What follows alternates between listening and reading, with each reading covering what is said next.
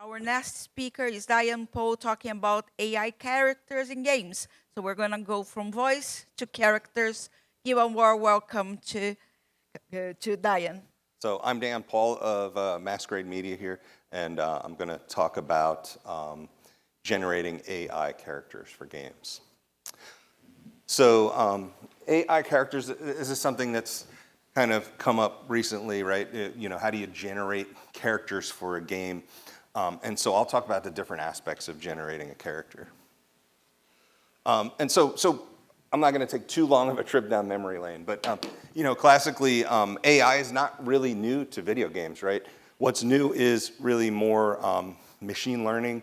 What we've been using AI for in video games is not really necessarily character generation, but it's been in production aspects, player analytics, non-player characters, things like that. We've been using for a while, but in a lot of ways they're perceived. So we had perceived character intelligence, even though it's sort of an auto response or a program response.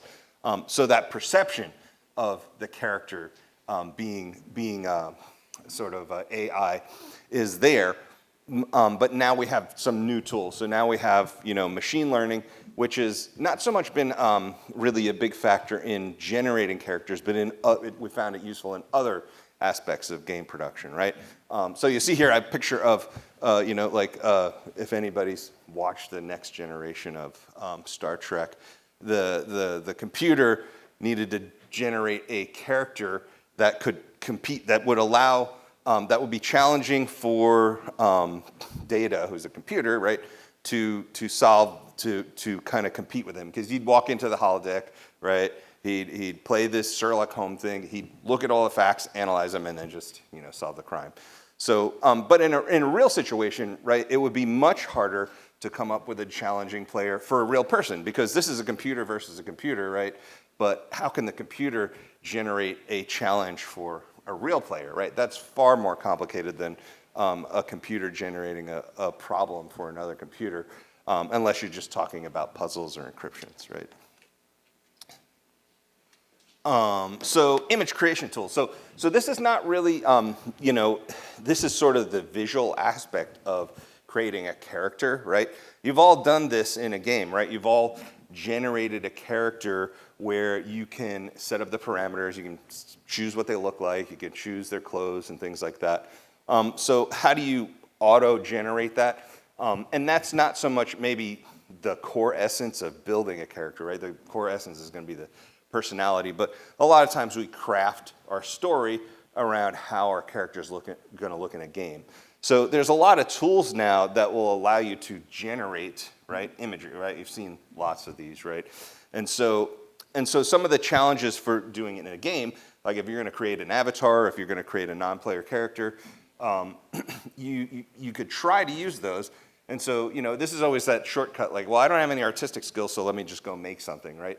But sometimes that could be that's a lot longer hurdle, like to get the computer to generate what you want is a lot harder than just say, hey, I hired this artist, I like his style, he's just gonna do this. So what are the strengths of it though? So you can create a lot of characters without drawing, right? You can create many different characters, right, without drawing. And you can create them in many different styles. So what are the weaknesses with these? So one of the weaknesses is that if you try to create a character set, right, they'll be very inconsistent in look, right? So you might have one character in this style and then the other, and that takes some this goes to the third point here of too many levers, right? You're like pulling all these levers and trying to generate these things, and so what would be easier than that, right?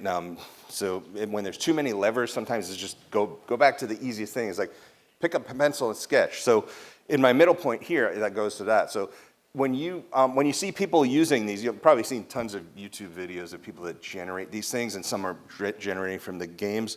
But the ones that are most successful are the ones that are like, okay, I got like this look, and then they're sketching something, and then it takes that sketch and it generates another one and another one. So in a way, there's still some artistic skill needed. And so even at the sketch level, so even if somebody's a non-artist might come out with a sketch and then the artist comes with a more refined sketch, that sort of in between step is a lot more important. So even though AI can generate really nice images, it's not a mind reader, right? And then, it's all based on sampling. You'll see more and more all this stuff when you generate a character or a storyline or an image.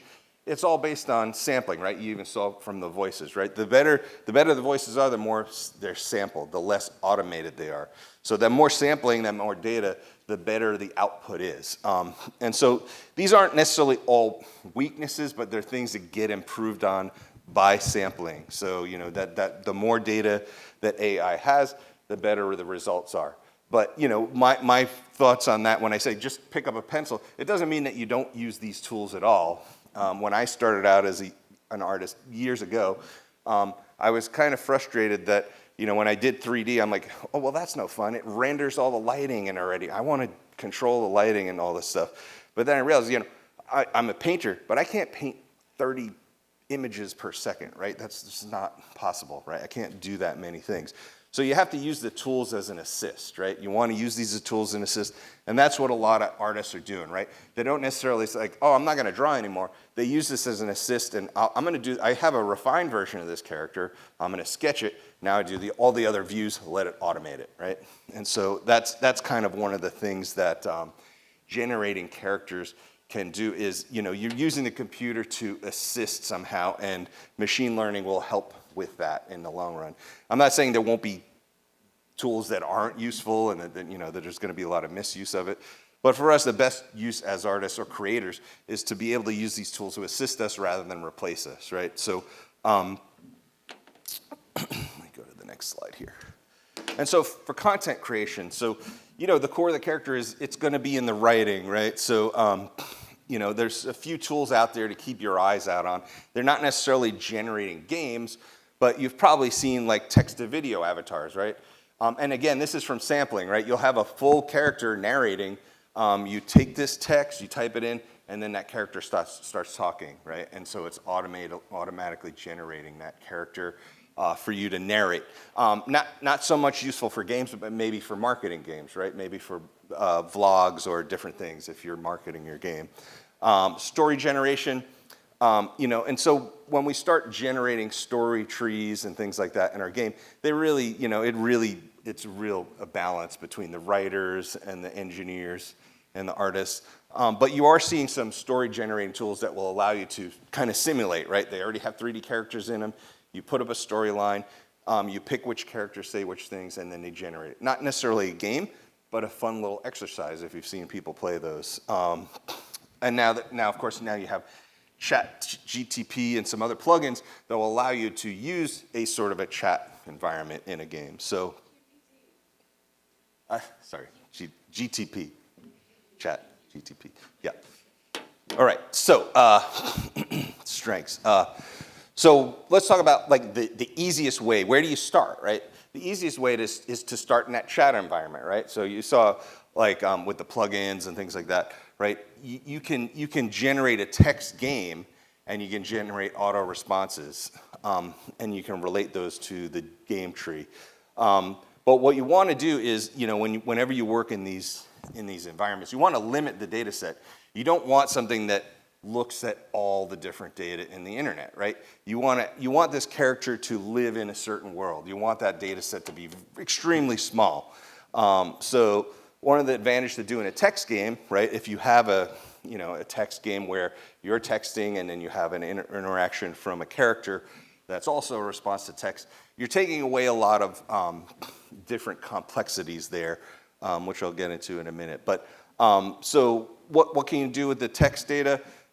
You can generate auto responses from the character, and that could be a pre-programmed list, it could be multiple choice, or you can make something more complicated. But you want to start with something like that. So you want to have emotions in the character, right? You want to be able to express emotions in the character, and you can do that more visually. But you can also do it in the style and in the response of the way the character talks. So that's why I said that character has to have a very small data set and live in a specific world in order for it to respond to you and fit within that world of that realm. And so one of the other advantages to doing a text-only game is that it's easier to edit, right? It's easier to edit things in a text format than it is when you start getting to voice and other interactions. It's also mobile friendly, right? So mobile friendly doesn't take a lot of resources to do stuff when you have a character that responds with text. So what are the weaknesses for it? Well, it's harder for a player to interact, right? If I could just talk to the player, the non-player character, and they can respond to me, right? It's a lot easier for them to do that than it is for me to type something in, right? So when it comes to consoles, PC games, right, the expectations are higher, right? We want a higher expectation. We want more innovation. We don't want the same experience we have on our phone. Primitive gameplay, right, is sort of nostalgic too. It's okay on the phone. When you get into consoles and things like that, it does seem a little primitive, even though a lot of games still do use it in some capacity. And the lack of the actors' influence. So you saw with the last presenter, right, we had some voice interaction. So when you have a voice actor, right, they give all these inflections and they bring all these other things to the character that you can't necessarily do in text. So those are some of the weaknesses for doing a text game.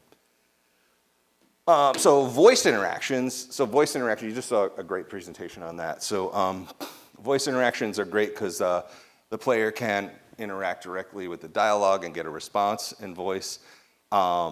It's a more immersive experience, right? If I can talk to the character and it can talk back to me with my voice, that's far more immersive than just kind of texting and texting back.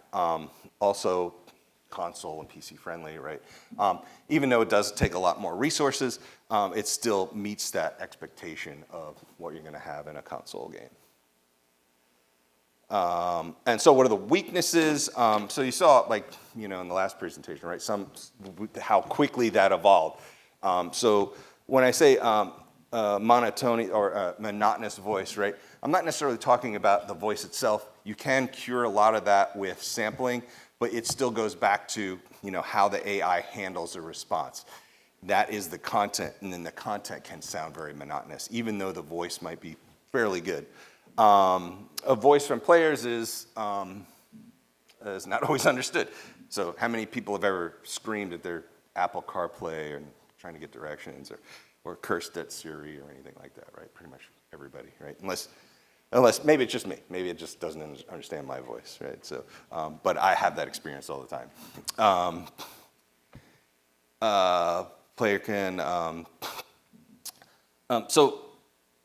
voice data also takes a lot more resources, right? So it can be slower, and this depends on the device you're using and the data set you're handling, right? And so that goes back to either limiting the data or, using a device that can handle more data processing. So what's needed? What's really needed in the future? What are we going to need to create an AI? So we already can create kind of visuals, and that's, even though there's shortcomings there, it's probably going to come along pretty fast. With 3D, I talked about 2D generation. I didn't really talk much about 3D generation, but with 3D characters, for the most part, which all the characters I've been creating, it comes down to like, okay, we've got more, the more presets we have, the more examples we have, the better the 3D models got, and the better the tools got, and the better, the more sampling we did of real world for texturings and things like that. That improved a lot in how we can build characters. But what we really need is more of an assist, right? So if I'm building a character and I need to put a bunch of bones in it and animate it and things like that, right? That's still very much a hand process. There's some scripts, for Maya and things like that will automatically rig, and some of them might have used Fuse or other products like that. But they always require some cleanup, or the handles aren't there, right? You might be doing a quadruped, everything's based on a human IK. Right, so there's all those things that could probably, with time, if somebody focused on it, they could cure all that problem of rigging technical. 3D animation has come a long way, but it hasn't really gotten any easier. There's just more tools, right? Now you got to use, like 3 or 4 or 5 different tools rather than one. So if automation can handle that, it's going to make character generation a lot easier, not just on the 2D side, but on the 3D side. So we want to be able to train a character to have a unique voice, right? And that doesn't mean just in voice, in audio, but in the way it writes, right? So does it speak with an accent? Does it speak in vernacular? Does it have a certain style in which it interacts with you, right? So the more we can sample that, the more human it becomes, right? So it's not like one size fits all. There's many different voices. There's many different ways people speak. And that not only relates to, like I said, the actual audio part, but the inflections that we're going to have in those characters. And so what you also need is, for tools for game developers, you need to be able to train the character to react emotionally, right? So this, again, comes from sampling. You can't really sample emotions, but you can sample emotional reactions, right? So how do you want the character to act? You want to be able to, as a writer, right, you want to be able to train the AI in a few tests, like, okay, if I type this and I'm giving an inflection that's sad, what is that response to that sadness? Or if I'm happy, how does it respond to different things? So in that training of the AI, there needs to be, again, a limited data set in a limited world and a way to do that. And again, the behavior of that character needs to live within that world, right? So what is the behavior of that character? Is it a medieval warrior world? Is it a spaceship? What are the parameters? And the more you can limit it to that world, the better. Now, you see I have a picture of Cumberbatch there from the Turing. So it doesn't need to pass the Turing test, right? It just needs to be believable, right? You need to believe that character lives in that world. They don't have to be a real character, but they have to be believable. In other words, I need to believe they're a real character in that world. So avatars and NPCs, they need to be diverse. So when I say that, no haters. It's room for every kind of player there, and every kind of every type of ethnicity. So you need large data set of characters to choose from as a player, and this goes for really just games in general, right? These are the same kind of things we want today, right? We want language options, we want personalities. We want a diverse set of characters. We want customizable configurations. What do they wear? What do they look like? All those different things. As tools, we want all those things available when we generate AI characters. And that's pretty much all I have as far as the ingredients for making a character and in AI. So, any questions? Yeah. I saw a demo where someone took essentially ChatGPT and Eleven's Labs voices, and they put it in like a Skyrim character where they were talking using their voice to a character in the game, and then it was doing presumably some type of API call to ChatGPT and then running it through Eleven's Labs.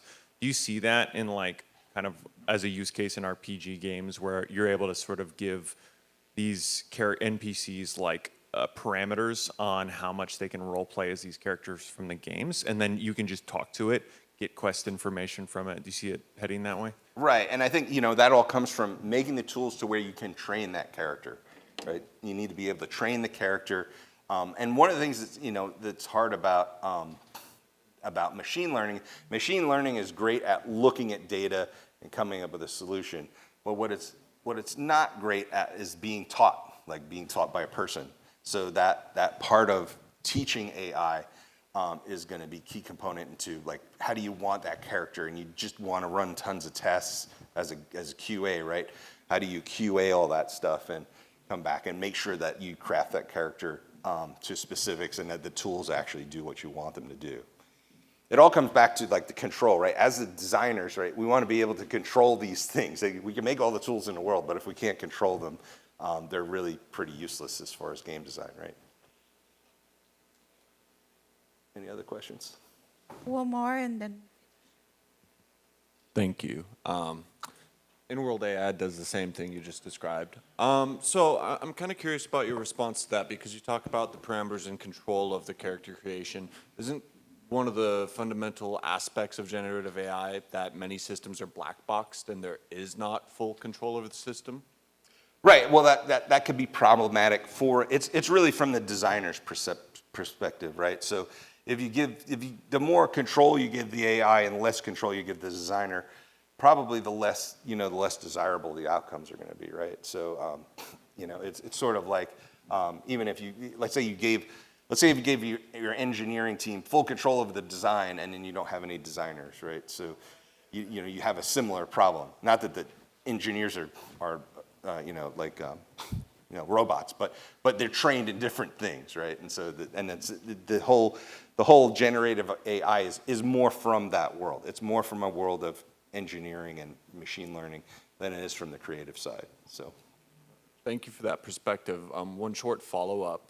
Based on that and the QA aspect of it, will we ever be able to have a system where you can talk to an AI in a game and 100% know it's not going to say something offensive or racist or horrible? yeah, I mean, I think those flags are sort of easier to set up. It's really more on the admin side, right? Like how many flags do you set up to find those things?